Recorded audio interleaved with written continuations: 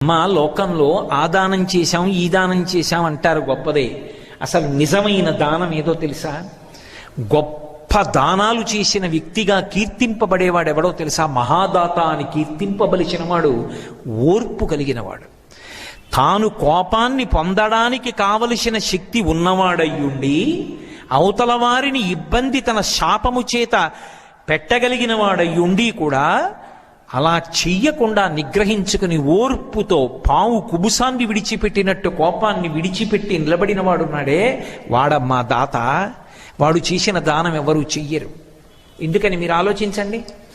వాయువుని వీళ్ళు కానీ శపించారనుకోండి, నువ్వు అంతటా వ్యాపించావని కదా నీకు గర్వం, అందుకు కదా మాతో ఇలా మాట్లాడి ప్రవర్తించావు, నీకు వ్యాపకత్వము లేకుండుగాక అని ఒక మాట అన్నారనుకోండి.